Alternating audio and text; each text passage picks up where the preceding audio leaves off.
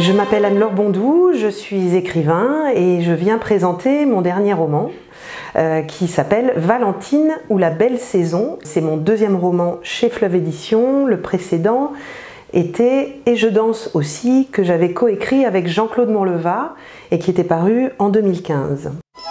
Valentine, c'est le personnage central, mais elle évolue, elle a grandi dans une famille et arrivée à la cinquantaine, elle va faire un retour sur toute cette histoire familiale. Alors à la faveur de quoi? De notamment la découverte d'un secret de famille dans la maison où elle a grandi, qui a été la maison de ses parents. Et elle va faire ça en duo avec son frère, Fred, qui est un personnage très important. Et donc il y a cette première petite communauté qui est celle de la famille que je voulais explorer. Alors j'ai inventé un village qui n'existe pas, qui s'appelle Cessac. Et ce village est une autre communauté, un petit peu en cercle concentrique, comme ça on s'éloigne aussi, enfin on élargit le paysage autour du personnage central. Donc il y a les anciens camarades d'école de Valentine, les habitants du village, l'ancien maire, Joseph, qui va avoir un rôle très important. Et puis il y a aussi toute la constellation autour de Valentine. Donc il y a son ex-mari, ses enfants qui ont grandi et qui sont désormais étudiants, il y a ses amis, donc il y a des questions autour des idéaux qui nous ont soudés au départ quand on avait 20 ans. C'est un roman qui parle de toutes ces communautés qui nous constituent et qu'on est amené à parfois quitter ou dont on s'éloigne. C'est très important dans le roman parce que Valentine a grandi dans un cinéma. Son père avait monté un cinéma en milieu rural dans les années 60. C'est là qu'elle a grandi, au milieu des films, au milieu aussi des amis de ses parents, dans une espèce d'ambiance très communautaire des années 70. Du coup, au fil du roman, son frère, qui a également grandi dans cette ambiance, va sans cesse avoir des réminiscences de scènes de films. Donc il vit une scène et tout de suite ça lui fait penser à un film. Donc on parle aussi bien de Shining, de Diabolomante qui a une importance particulière dans le roman, autant que La route de Madison par exemple. Donc ce sont des clins d'œil que j'ai voulu faire à des films que j'ai aimés tout au long du livre. Quand on est écrivain, on se pose la question du réel parce que justement on écrit de la fiction.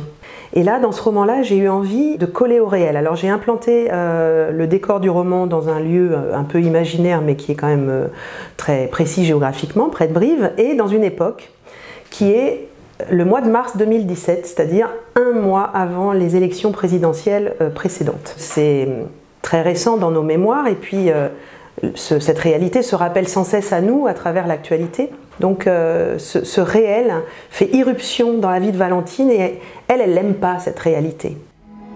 Alors j'ai pris ce mot parce que justement ce n'est pas un roman autobiographique, mais que pour moi il était très important de pouvoir aussi mêler la fiction avec des parties autobiographiques, avec des choses que j'ai éprouvées, vécues, et notamment autour du secret de famille qui est des articulations principales de l'intrigue. Donc c'est quelque chose que j'ai vécu moi-même. Dans un premier temps, j'ai pas pu faire autre chose qu'un récit autobiographique très littéral de ce contenu du secret.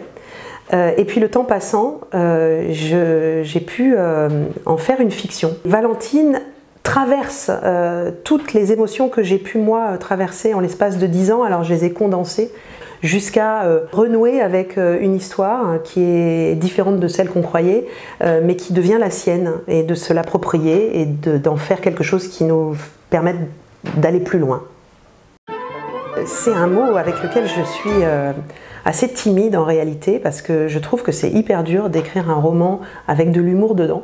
J'ai pris ce grand plaisir grâce à mon ami Jean-Claude Monleva dans Et je danse aussi, qui était un roman, nous a-t-on dit, qui à tout le moins faisait sourire et parfois même rire. Et j'ai eu envie dans Valentine de traiter de choses graves mais sur un ton très léger. C'est-à-dire j'avais envie de parler de choses pas drôles, qu'on traverse tous dans la vie, des moments de rupture, des moments de deuil, des moments où on perd ses illusions, où on n'a plus envie de grand chose.